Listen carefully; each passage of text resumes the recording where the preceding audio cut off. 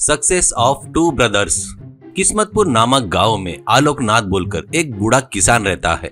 वो एक दिन अपने दोनों लड़कों को बुलाकर, देखो बच्चों, मैं और ज्यादा दिन जिंदा नहीं रहूंगा। उम्र होने के बाद सभी को अपनी साथ से छोड़ना पड़ता है करके गांव में पूरब साइड का खेत बलराम को और पश्चिम तरफ का खेत कृष्णा को सौंपता है। वैसा करने के कुछ दिनों बाद ही वो गुजर जाता है। दोनों की शादियां होती है। बड़ा बलराम गरीब लड़की श्वेता से शादी करता है। छोटा वाला कृष्णा सभी सुखों से संपन्न सत्यभामा से शादी करता है। सभी लोग मिलकर अपने पिताजी ने दिए सो घर में ही संसार चलाने लगते हैं। पर दोनों बहुओं की एक मिनट भी नहीं बनती थी। मैं बड़ी बहू हूँ, मेरी बात तुझे सुनना होगा, ऐसा कहती थी रेवती। मैं धरवान की लड़की हूँ, मेरी इच्छा अनुसार ही तुझे रहना होगा, ऐसे कहती थी सत्यभामा। अपने पत्नियों के बीच में एक भी नहीं बन रही देखकर एक दिन बलराम कृष्णा से, अपने पत्नियों की एक दूसरे से भी जरा से भी बन नहीं रही है, इसलिए अपन अलग हो जाना ही अच्छा रहेगा। कृष्णा, हाँ भैया, मैं भी यही बात करने की सोच रहा था, पर तुम्हें दुख होगा करके मैंने पूछा ही नहीं करके कहता है। उसके दूसरे दिन ही दोनों अलग हो जाते हैं। वैसे समय बीत रहा था तो बलराम के बच्चे बड़े होने से, खर्चा बढ़ने से जल्दी ही दरिद्रता आ जाती है। कृष्णा जिस चीज को हाथ लगाता था वो सोना हो जाता था। इससे उसकी है वो संपत्ति बढ़कर वो बड़ा ही अहंकारी और स्वार्थी बन जाता है। उसके बाजू वाला आगे बढ़ते रहता तो वो देखकर ईर्ष्या से जलता था। एक दिन बलराम कृष्णा के पास आकर, भाई मेरा खेत जोतना है, तुम्हारे बैलों को 2 दिन के लिए उधार देता क्या करके पूछता है। कृष्णा, आज तो एक जोड़ा दे सकता हूँ, कल दूसरा जोड़ा लेकर जाना। बैलों को मारना नहीं, ध्यान रखो, मेरे बैल खेत में ही है, मैं बोला करके एक जोड़ा लेकर जाओ, ऐसा कहता है। बलराम खेत में जाकर देखता है तो आश्चर्यचकित होता है। कृष्णा के बैलों को कोई व्यक्ति हल लगाकर जोत रहा था।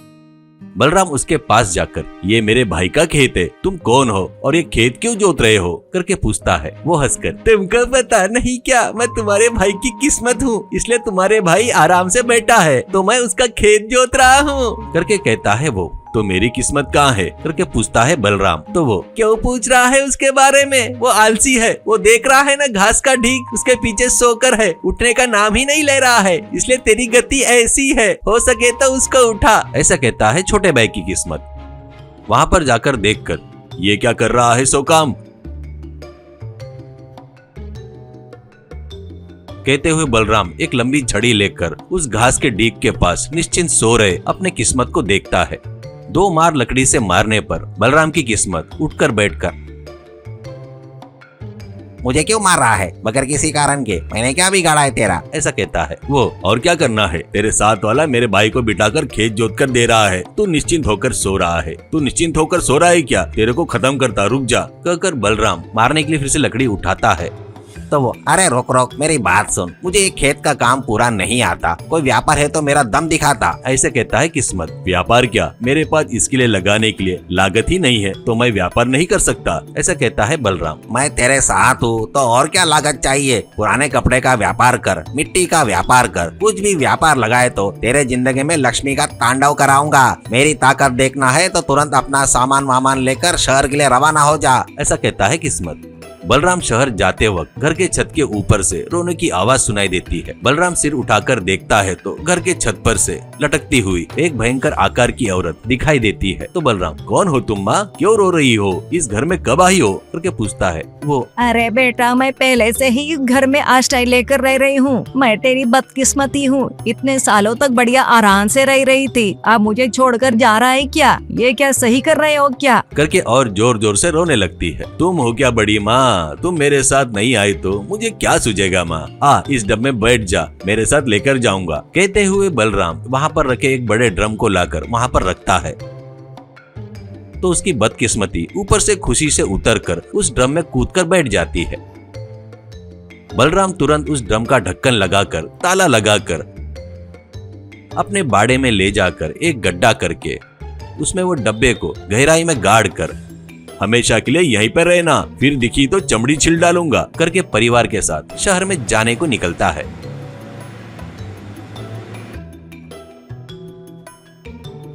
पहले शहर में नर्सरी में अपने गांव से ट्रक से मिट्टी बुलवाकर सप्लाई करता है, उसमें बहुत फायदा होता है। बाद में अपने गांव के किसानों के पास से चावल धान्य को खरीद कर शहर के चावल की दुकानों को सप्लाई करके बहुत फायदा कमाता है।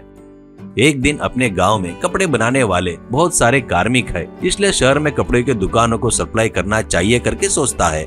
तुरंत वो व्यापार शुरू करके शहर के कपड़ों को दुकानों को साड़ियाँ सप्लाई करने लगा। कोई भी व्यापार शुरू किया तो जो भी काम में हाथ डालता वो सोना बन जाता था। बहुत कम समय में ही बहुत बड़ा धनवान बन जाता है। भैया बलराम शहर जाकर धनवान बन गया करके सुनकर कृष्णा भैया को देखने को आता है और बलराम से कृष्णा, अरे भैया इतने कम समय में इतना पैसा कमाए, वो आइडिया क्या है, मुझे भी जरा बताओ करके पूछता है कृष्णा। क्या है रे, मेरे घर पर लटक रहे बदकिस्मती को ड्रम में रखकर बाड़े में गाड़ दिया, उस दिन से मेरी किस्मत खुल गई करके बताता है बलराम। बलराम की किस्मत देखकर कृष्णा को रहा नहीं गया, वो भैया से विदा लेकर वहाँ से निकलता है और भैया बलराम के गांव के घर जाकर बलराम ने गाड़ के रखा सो ड्रम को खोदकर बाहर निकालकर उसका ताला तोड़कर बदकिस्मती देवता को बाहर निकालता है। बाहर आते ही दरिद्री देवता आया क्या बेटा कहकर कृष्णा के कंधे पर चढ़कर बैठती है।